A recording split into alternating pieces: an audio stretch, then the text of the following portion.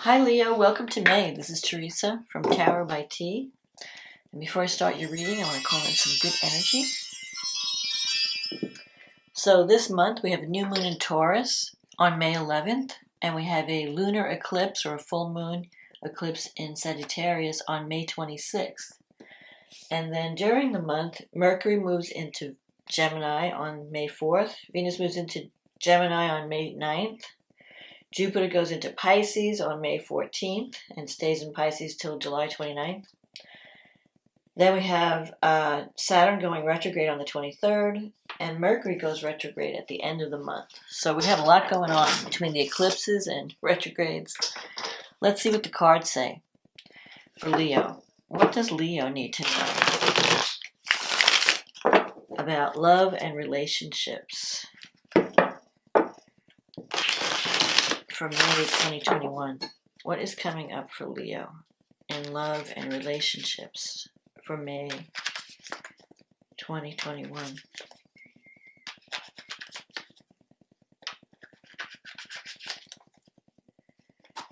What is coming up for Leo in relationships?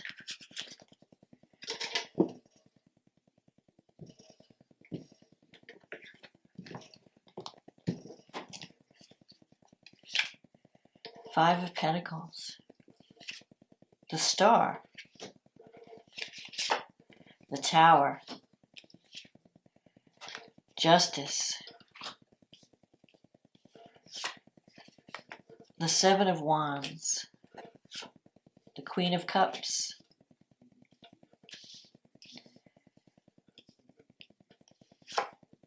the Queen of Swords, the Queen of Pentacles, the Sun, and the Temperance. And the card at the bottom of the deck is the Four of Cups. Okay, so you're starting the month off with this Five of Pentacles. This is a card of feeling depressed, feeling cut off from loved ones. You feel like you're on the outside looking in. Maybe you feel like everyone else is having a great time and you're you can't join in on the party. You don't feel good enough. You feel like you're lacking.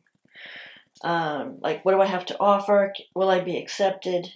You're having I don't know, feelings of self-doubt or a little bit of insecurity. You could be having some financial instability too with the Five of Pentacles. And but the Star crosses this. So this is really interesting because the Star gives hope. It may not be right away, but if you have a dream or a goal, you can achieve it in a relationship. You just have to have confidence in yourself, because a part of you may feel like, I have nothing to offer. I'm not good enough on some level. You have the Tower in the recent past.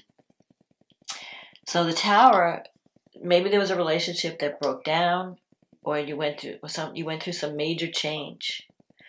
There might have been some legal situation involved with the Justice card, or it could have been some karmic situation that happened. Sometimes the Tower breaks down whatever is false in our lives, and like truth surfaces with the Tower. So maybe you're finally seeing the truth in a relationship, and you're waking up. It's like a wake-up call. And maybe now you're feeling a little bit depressed because of this, whatever was revealed with the Tower. The truth is coming out. And you have the Four of Cups here, so I feel like you could be feeling not valued or not appreciated in a relationship, kind of bored, and you're thinking, well, maybe I should see what else is out there. Maybe I should see what my options are. But a part of you doesn't really want to change your current situation. The Four of Cups is like, yeah, love is being offered to me, but I don't know if I want it. I don't know if it's exactly what I'm looking for, and I'm not ready to make any changes right now. Now, the Justice with the Tower, you may have felt like you were treated unfairly, or there was some injustice going on. And you may actually have to defend yourself. You have the Seven of Wands here. So For some of you, it could be a marriage that's, if you're going through a divorce, there could be some legal situation and you have to defend yourself. On another case, it could be that karmic justice is served, If someone did you wrong, they're going to get their karmic response, for good or for bad. So like the scales are being balanced. If there was some kind of injustice, that is going to get corrected, because I'm seeing this balance here. And I'm seeing you, though, with the Seven of Wands. That can mean that you have the upper hand against competition. So if you're interested in someone and you feel like there's a lot of competition, you are the favored person.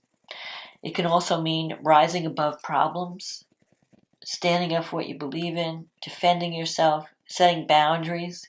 Maybe you need to set boundaries in a relationship if someone has taken advantage of your kindness. But I feel like you're seeing the truth. It's like a wake-up call.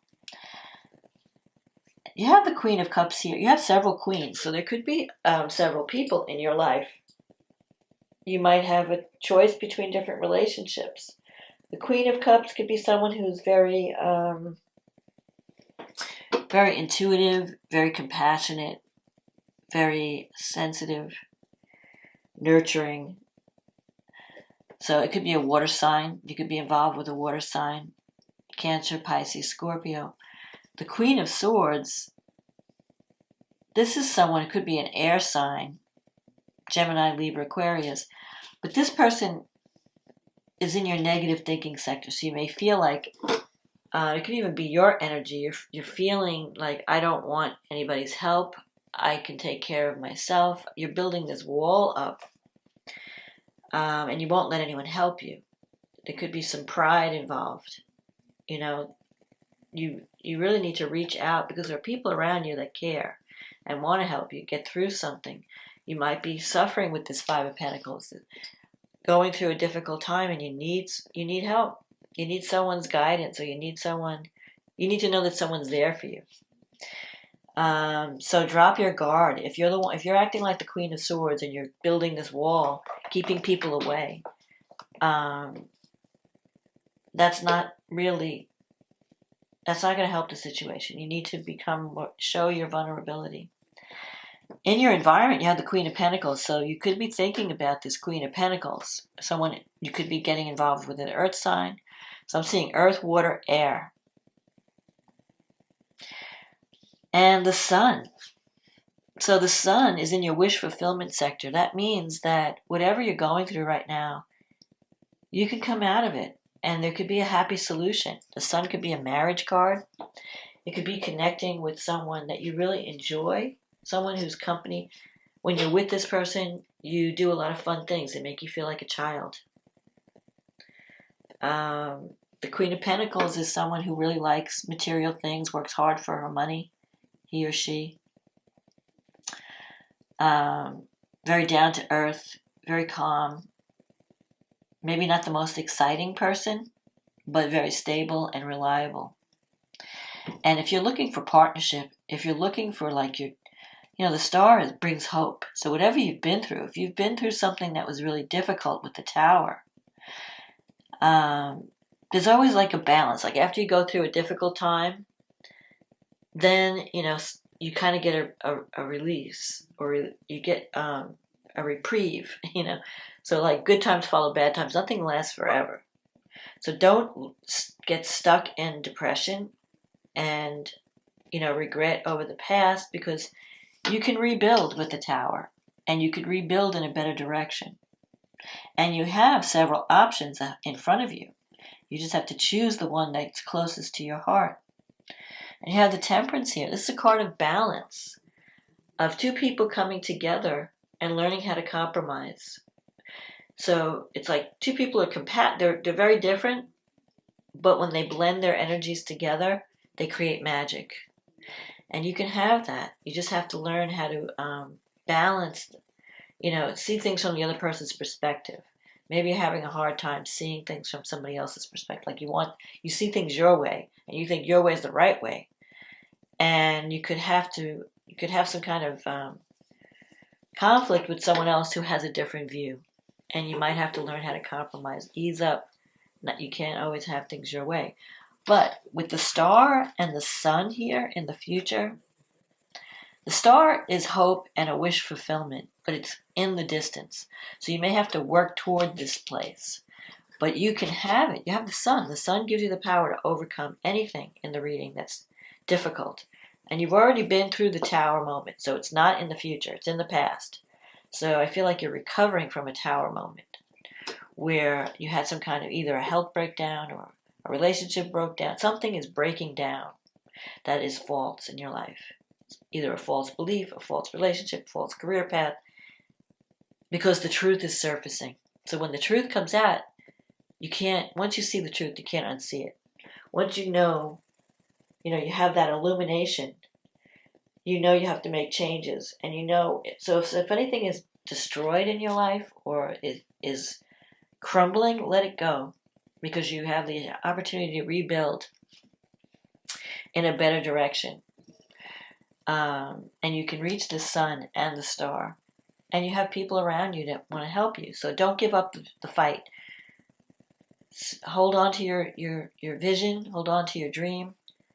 And you can achieve that. You have all these 1, 2, 3, 4, 5 major arcana. So you're really coming into a very life-changing time. This is really an important transitional time for you. But you're transitioning from the disaster of the tower, the shake-up of the tower, and you're moving toward joy and happiness and the sun. The sun is coming out. That's your ruling planet.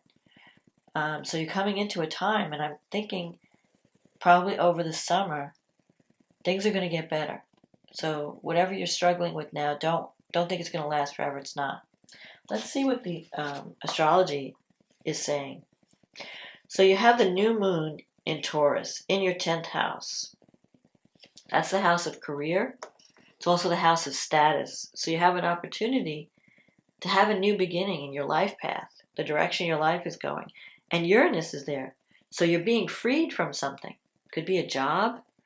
Could be where you're taking your life, your path. Like, where am I going?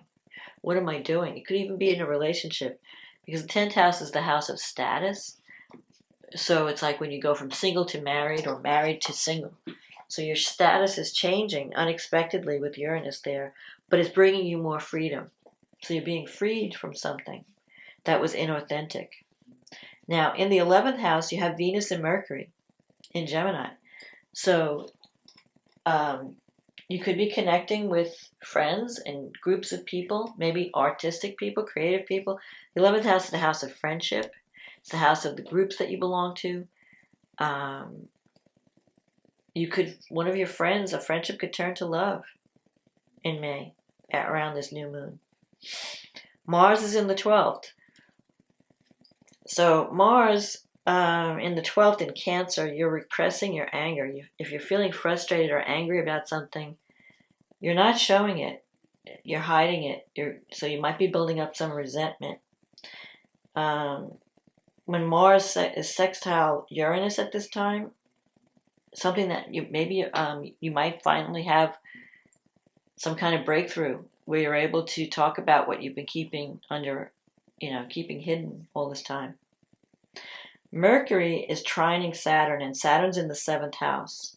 So relationships may be feeling kind of heavy right now. You may feel like, with Saturn is showing you the reality of your relationships, your partnerships.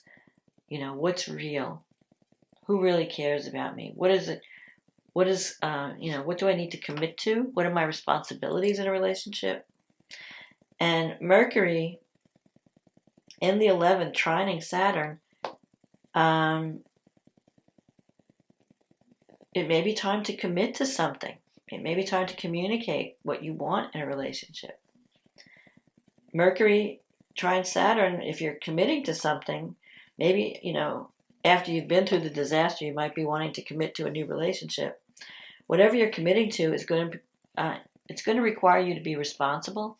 It's going to require you to grow up, be more mature in relationships, make a commitment, be more serious. There could be a relationship with a friendship turns to love. With Saturn in the 7th, one partner might be more of a parent figure or an authority figure. There could be an age difference in a partnership. Now Jupiter is still here. Jupiter is going to be in the 7th house. Well, it's supposed to be here all year, but Jupiter's going to take a dip into Pisces for a couple of months. This month it's going to move into Pisces, and then it's going to come back into Aquarius and in your 7th house later in the year. So in July it's going to move back into into Aquarius, and it's going to stay there till December. So while Jupiter's been traveling through your 7th house, it's an opportunity for you to find the right partner, a good mate. You could be connecting with someone who is financially secure, who can help you. It could bring opportunities and positive energy into your life. But Saturn being there are obstacles to overcome. You have to really look seriously at this partnership and take responsibility. If you do the work, you can make it real. Sometimes when Saturn goes through the 7th house, if you're in a bad relationship or a difficult one, it can break up the relationship. But if you're willing to work at it, you can save it and you can make it stronger. It's really up to you. It's up to you and how much you're willing to commit, how much you're willing to work on it, and take responsibility. Neptune is in the 8th house, and Jupiter's going to be moving into the 8th house. When Jupiter moves into the 8th house, you could get some kind of financial support. Jupiter brings opportunity. The 8th house is the house of resources. The money you get from like an inheritance or insurance payout, government funding. It could be a prize winning. It could be your partner's income. Someone helps you out, someone with money. If you're going through a financial difficulty. Jupiter brings opportunity. Now Venus is squaring Jupiter. It's an out of trine squared. Jupiter hasn't moved. At the new moon, Jupiter's still in Aquarius, but it's 29 degrees. It's ready to move. The next couple of days, it's going to move into Pisces. So there could be some challenges with Venus in the 11th and Jupiter in the 7th. Maybe you're just, you might have some kind of unrealistic view. You know, Venus and Jupiter bring excess. So if you're overdoing it in a partnership, you know, overspending, taking on more than you can handle, thinking, you know, that someone's going to be there for you, expecting too much from a partner. So you want to watch that. And when Jupiter moves into so now we're going to move into, Jupiter moves into Pisces, the lunar eclipse happens in Sagittarius. Now Sagittarius is favorable to your sign. So this eclipse is happening in the 5th house, 5th and 11th. So that's the house of romance, children, love, creative projects. And so that's where the moon is. The moon is in the 5th house, the fun house. And the sun, Venus, and Mercury are in the 11th house. So something may come to some type of culmination at the end of the month. So a completion. A lunar eclipse can sometimes eclipse a female figure from your life. So a female friend or a female romance. Maybe a relationship could end. Or if it doesn't end, it could be, okay, it's completing and you want to take it to the next level. So it could go either way. If you decide that this relationship's not working, you may put an end to it. Or you may decide, you know what, I really want this. I want this in my life. I want more. I want this friend to be my lover. You know, like maybe this person's always been your friend and now all of a sudden you're feeling like, I don't want the friendship anymore. I want the romance. I want the love. So it could go either way, because with Uranus around, let's see, where's Uranus? Uranus is in your 10th house. You can expect the unexpected when Uranus is in the 10th. And actually, Saturn is squaring Uranus at this full moon.